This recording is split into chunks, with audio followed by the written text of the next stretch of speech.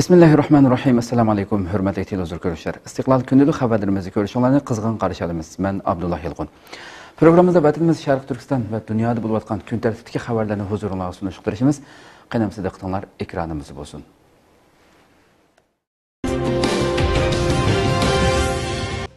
Xitay konsulxanası aldidagi yoshlarning namoyishi ikkinchi haftaga qadam qo'ydi.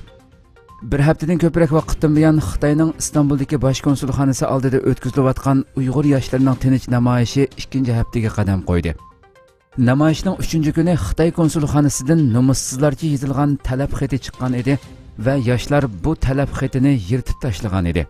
Biz yoshlarning mazkur faoliyati haqida tafsiliy ahvol egillash maqsadida ularni ziyorat qildik. Ziyoratimizda qabul qilgan yoshlar o'zlarining har kuni atigan soat 9 dan kech soat 6 gacha Xitoy konsulxonasi oldida turayotganligini, har kuni 20 ga yaqin yoshning havoning sovuq bo'lishiga qaramay hozirgacha izdiriki bo'lmagan yoki Xitoy tarafidan jazo lageriga, turmalarga qamalgan urug' tuqqanlarning suratlari tushirilgan taxtaylarni tutib namoyish qilayotganligini bildirdi. Ular ichidagi o'quvchilarning ba'zilari bir tarafdan dars anglab, bir tarafdan namoyish qilgan. Xizmat qilayotganlar bo'lsa, xizmatini tashlab kelgan. Ular oilasidagilar qo'yib berilganga qadar faoliyatini davom qilganligini bildirishdi. Egallashimizcha tunugun iyi partiya Istanbul sho'ba raisi yoshlarni ziyorat qilib, partiya nomidan yoshlarning jasoratiga ofrin etgan.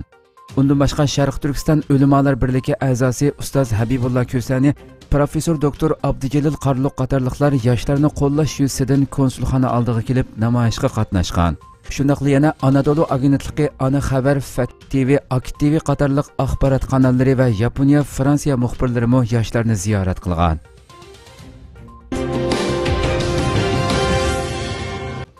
Xalqaro jinoiy ishlar sudining Xitoyni irqiy qirg'inchilik masalasida tekshirmasligi zo'r axloqiy mag'lubiyat. Washington Post gazeti 28 dekabr e'lon qilgan maqolasida Xalqaro jinoiy ishlar sudining Xitoyni Uyg'ur irqiy qirg'inchilik masalasida tekshirmaganligini zo'r axloqiy mag'lubiyat deb sifatlagan. Maqolada ta'kidlanishicha, bu arizda Xitoyni Xalqaro jinoiy ishlar sudining a'zosi emas degan sababni ko'rsatgan Xalqaro jinoiy ishlar sudi ikki xil o'lcham qo'llangan. Maqolada uning sababi qaramoqqa yo'lliqda ko'rinsimi, biroq bosh taftish Bensodaning Xitoyga ko'rsatgan iltifotni o'xshashli xalqaro jinoiy ishlar sudining a'zosi bo'lmagan Amerikaga ko'rsatmaganligini bildirgan.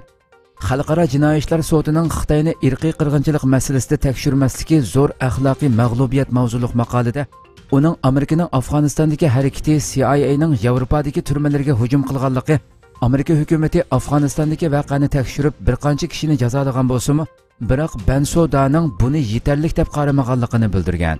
Maqolada ta'kidlanishicha, Amerikaning jazosini yetarli deb qaramagan Bensoda Xitoy sud mahkamalarining Uyg'urlarni aktiv bostirayotganligiga doir dalillarni ko'rmasga salgan.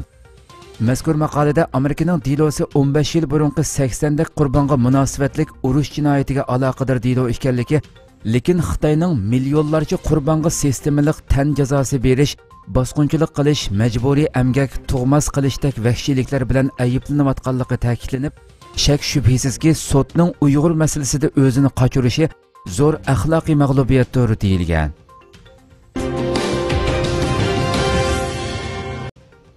Yaponiya Amerika bilan Angliyani Uyg'urlar haqidagi axborot bilan ta'minlagan. Hong Kong taratqullarining 30 dekabrdagi xabarda bildirilishicha, Yaponiya Xitoyning Sharq Turkistondagi Uyg'urlarni jazo lageriga qamaganligi haqida Amerika bilan Angliyani axborot bilan ta'minlagan. Xabarda Yaponiya Amerika munosabatiga yaqin va tunishliq bir kishining so'zi naql keltirilgan bo'lib, Yaponiya Amerikani Xitoyning Uyg'urlarni bostirganligi haqida axborot bilan ta'minlagandan keyin Washington Xitoyning Uyg'urlarni bostirganligi to'g'risidagi tanqidni kuchaytirgan. Angliya keyin Amerikaga qo'shilib bu masalada Xitoyga besim ishlatgan. Yaponiya bo'lsa Xitoyni oshkora tanqid qilmay, faqat Uyg'urlarning vaziyatiga yaqindan diqqat qilayotganligini bildirib kelgan. Bildirilishicha, Yaponiya Shimoliy Koreya bilan Beijingning kunsiri kuchayotgan tahdidiga texmi muvofiq usulda taqobil turish maqsadida jimjit holda parda orqasidagi ittifoqdoshlari bilan hamkorlashishga boshlagan bo'lib, Besh ko'z ittifoqi bilan axborotdan o'rtoqlashish kelishimini ijro qilib kelgan. Xitoy Yaponiyaning eng chong savdo hamrohi bo'lib, Yaponiya Xitoy bilan bo'lgan do'stona munosabatni saqlab qolish ustida izlanish bilan birga Amerikadan iborat bexatarlik ittifoqdoshiga ziyon yetkazishdan saqlanishga tirishib kelgan.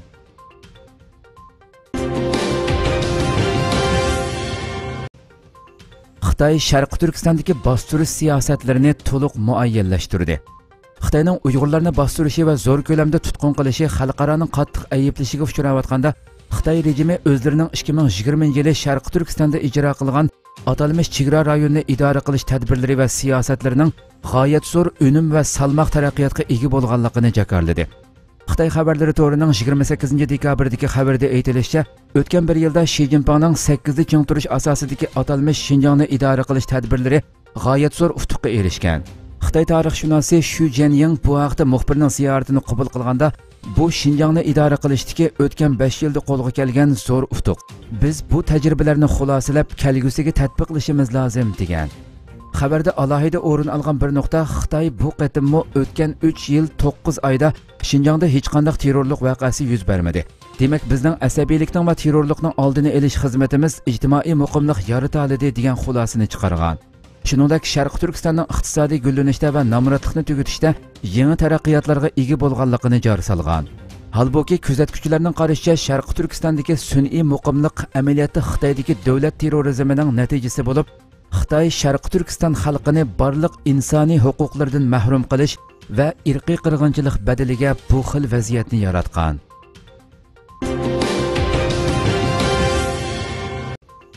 Xitoy Yevropa ittifoqiga majburiy emgakni cheklash to'g'risida va'da berdi. Amerika ovozining 30 dekabrdagi xabarda bildirilishicha, Xitoy Yevropa ittifoqiga davomli tirishchanlik ko'rsatib, majburiy emgakni cheklaydigan xalqaro ahdnomaga imzo qo'yishga va'da bergan. Xabarda Yevropa ittifoqi amaldorining so'zi naql keltirilgan bo'lib, o'tgan bir necha oy ichidagi konkret o'zgarishlardan keyin Xitoy suhbatning 3-muhim bosqichida Yevropa ittifoqiga mohiyatlik va'dalarni bergan. Mablag' selish kelishimi tuzish uchun Xitoy bilan Bryussel o'tirsidagi suhbat Rojdestvo bayramidan ilgari to'salg'ularga duch kelgan edi. Buning sababi Amerikaga prezident bo'lib saylangan Bayden guruhi bu masalaga aralashgan bo'lib, Xitoydan siyosatini texmo ko'p tangshashni talab qilganligini ifodalagan. Buningdan ilgari bir qism Yevropa siyosiyonlari Xitoyning Hong Kongdagi kishilik huquq va demokratiyani bostirishi hamda Sharqi Turkistondagi Uyg'urlarni majburiy emgakka selish qilmishidan andisha qilganligini o'tirg'a qo'ygan edi. Ismini oshkorlashni xohlamagan Yevropa ittifoqi amaldorining ta'kidlashicha, bu kelishimga asoslanganda Xitoy Parij kelishimiga o'xshash sijil taraqqiy qilishga aloqador amaliy nizomlarga tunji qatim qo'shilgan bo'lib hisoblanadi ekan. Mazkur amaldorning ko'rsatishicha, Xitoy uzluksiz tirishchanlik ko'rsatish orqali Xalqaro emgakchilar tashkilotining majburiy emgak ahdnomasi va majburiy emgakni amaldan qoldirish ahdnomasidan iborat 2 ahdnomaga imzo qo'yganligini bildirgan.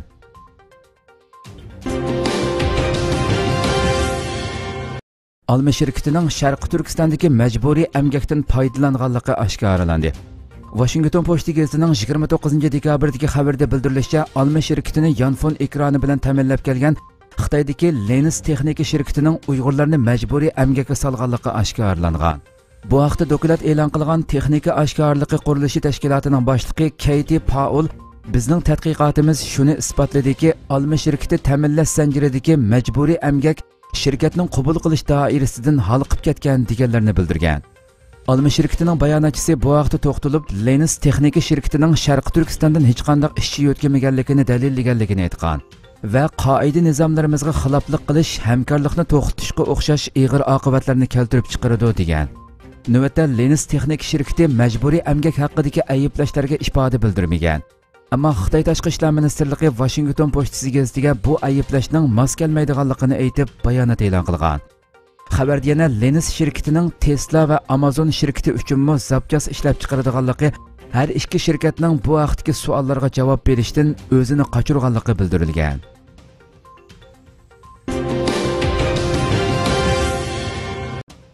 Sharqi Turkistondagi 135 jazo lagerida majburiy emgak uchun zavod qurilgan. Amerikaning BuzzFeed to'rining 29 dekabrdagi xabarida Xitoyning Sharqi Turkistondagi jazo lagerlarining ichiga va yeniga yuzlagan zavodlarni qurib, sababsiz tutqun qilgan Uyg'urlarni bu zavodlarda majburiy emgakka selayotganligi bildirilgan. Mazkur xabarda Xitoyning rasmiy ma'lumotlari lager tutqunlaridan elingan ma'lumotlar sun'iy hamrohdan tortilgan suratlar asos qilingan bo'lib, Sharqi Turkistondagi 135 jazo lagerining atrofiga cho'ng zavodlarning qurilganligi bayon qilingan. Bu vaqtdagi tekshirishda qurilgan zavodlarning umumiy ko'lamining 19 million 500 ming kvadrat metr kelganligi Xitoyning yana u yerda zavod qurishni davomlashtirayotganligi o'tirg'i qo'yilgan. Bildirilishicha, zavodlarning ko'pinchisi 2018-yilda selingan bo'lib, sun'iy hamroh suratlarda ko'rsatilgan har bir lagerdagi tik-to't bulung'liq, uzun, ko'k o'g'za va po'lat qurilmalar kishilarning diqqatini qo'zg'agan. Bundan burun cho'ng-cho'ng xabar kanallarining ziyoratini qabul qilgan lager shohidlari o'zlarining lagerning yendagi zavodlarda kiyim-kechak, texnika buyumlari qatorliq narsalarni ishlab chiqaradigan zavodlarda majburiy emgakka selinganligini oshkorlagan edi. Xabarda yana Sharq Turkistonning muhim ishlab chiqarish markaziga aylanganligi nurg'un davlat va tashkilotlarning, bo'libmi Amerikaning Sharq Turkistondagi majburiy emgaklarga diqqat qilayotganligi. 9-oyda Amerika Avam palatasining Uyg'urlarni majburiy emgakka selishga qarshi qonun loyihasini ma'qullaganligi, ammo ta'minlash zanjiri Xitoyda bo'lgan nurg'un shirkatlarning, bo'libmi Alma va Nike qatorliq dangliq markalarning bu qonun loyihasiga qarshi turganligi ko'rsatib o'tilgan. Xabarda yana Washingtondagi C4ADS nomli ommaviy tashkilotning sonliq ma'lumoti naql keltirilgan bo'lib, mazkur ommaviy tashkilot Sharq Turkistondagi lagerlarning ichi va sirtida korxona qurgan 1500 dak Xitoy shirkatining tizimligini turg'izgan. Xabarda bu shirkatlarning 92sining import-eksport bilan shug'ullanadiganligi, ularning ichidagi Jihua 7555 nomli bir shirkatning harbiy kiyim-kechak ishlab chiqarib, Xitoy armiyasi qurolliq saqchi qismi va JX organlarini kiyim-kechak bilan ta'minlaydiganligini bildirgan.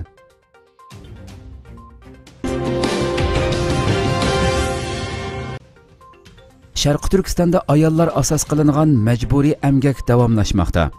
Yaqinqi kunlarda ijtimoiy uchur vositalarida tarqalayotgan sirlar Sharq Turkistondagi Uyg'ur ayollariga qaratilgan majburiy emgakning kundan-kuniga kuchayayotganligini isbotlab bermoqda. Tarqalgan sirlarda Sharq Turkistonning ma'lum shahridagi Xitoyning tikkuchilik zavodi va rezinga zavodlarida yosh va o'rta yoshdan tarkib topgan qiz ayollarning kecha-kunduz demasdan ishlashga majburlanayotganligi ko'rsatilgan. Yana bir sinda qo'roda tizilib turgan ayollarga Xitoy boshqaruvchilarining dos va lungi tarqitib berayotganligida ko'rinish ko'rsatilgan. Xitoy izchil holda o'z jinoyatini inkor qilayotgan bo'lsa-mu, yuqoridagi sirlar majburiy emgakning, bo'libmi oila tuvrikidan ayrilib qolgan Uyg'ur ayollarga qaratilgan majburiy emgakning izchil davomlashayotganligini oshkorlab bermoqda.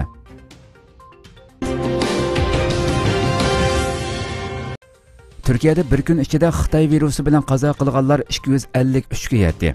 29 dekabr Turkiya Cumhuriyeti Səhiyyə Ministri Fahrettin Koca bir kun ichida Xitoy virusi bilan yuqumlanuvchilarning 15805 ga yetganligini e'lon qildi. Səhiyyə Ministrining ma'lumotiga asoslanganda Turkiyada Xitoy virusi bilan yuqumlandi deb gumon qilingan 183117 kishi tekshirilishi orqali yangidan 15805 kishining yuqumlanganligi aniqlangan.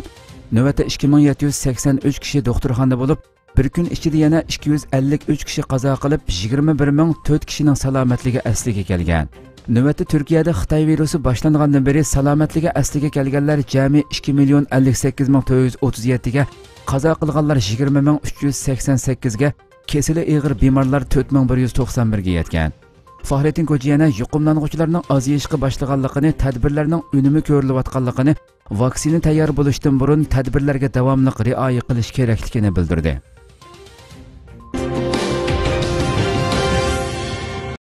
Turkiya chet eldan kelgan yo'lovchilardan yuqum tekshirish natijasini talab qilishni boshladi.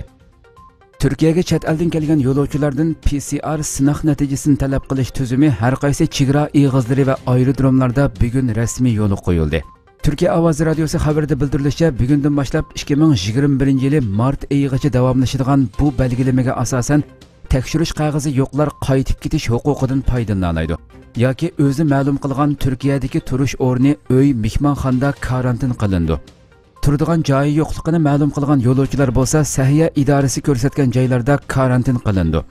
Karantinning 7-kuni PCR sinovi natijasi manfiy chiqqanlarning karantin qilish muddati tamomlangan hisoblandi. Tekshirish natijasi musbat chiqqanlar bo'lsa, Səhiyyə ministrligining Xitoy virusi bemorlarini davolash ko'rsatmalari bo'yicha davolandi. Aqar 2021-yili bir taraf qilingan terrorchi sonini e'lon qildi. Turkiya Cumhuriyeti Davlat Mudofaa ministri Hulusi Aqar 2020-yili ichida Turkiyaning ichi sirtida elib berilgan terrorchilarga zarb berish harakatlari to'g'risida ma'lumot berdi. Hulusi Aqar 2020-yil ichida Turkiyaning ichi sirtida elib berilgan 200 dan ortiq zarb berish harakati orqali bo'lgunchi terrorlik tashkiloti PKKning 3664 terrorchisining bir taraf qilinganligini bildirdi. Tünügün Dövlət Müdafiə Ministri Xulusi Aqarning riyosatchiligida armiya bosh shtab boshlig'i general polkovnik Yashar Güler har qaysi qismlarning qo'mondonlari va muavin ministrlarning ishtirok qilishi bilan yillik sin ko'rinishlik xulosa yig'ini chaqirildi. Yig'indagi so'zi asnosida mudofaa va bexatarlik masalalari to'g'risida to'xtalgan Aqar mushu bir yildagi terrorizmga qarshi kurashda qo'lga keltirilgan muvaffaqiyatlarni ishtirokchilar bilan o'rtoqlashdi. U bu bir yilda davlat ichi va sirtida bo'lib 200 dan ortiq zarb berish harakati elib bordik. Elib berilgan muvaffaqiyatli harakatlar natijasida davlat ichi va sirtida jami 3646 terrorchi bartaraf qilindi. Bartaraf qilingan terrorchilarning orasida tashkilotning atalmish rahbarlik qatlamidagi katta boshlarimi bor. Xulosalaganda 2015 yili 7-oyning 24-kundagi terrorchilarga qarshi boshlangan yangi kurash musofasidan bugungacha bo'lgan jarayonda bartaraf qilingan terrorchilarning umumiy soni 30,416 ga yetdi deganlarni qayd qildi. Mazkur zarb berish harakatlarida terrorlik tashkiloti foydalanayotgan har xil o'rin, o'nkir va panohlanish o'rinlarining bitkit qilib tashlanganligini bildirgan Aqar, davlat ichi va chegara sirtidagi terrorlik unsurlarining qanchalik o'nkiri va uvisi bo'lsa, bitkit qilib tashlandi va davomli bitkit qilindi dedi. Hurmatli televizor ko'ruvchilar, shuna qilib bugungi xabarlarimiz mushada oxirlashdi. Inshaalloh atigi xabarimizni ko'rishgacha sizlarni Janobiy Alloh topshiramiz. Shuna qilib programma oxirida ekran orqasidagi barcha xizmatdoshlarimga ko'pdan ko'p rahmat aytaman. Assalomu alaykum va rahmatulloh.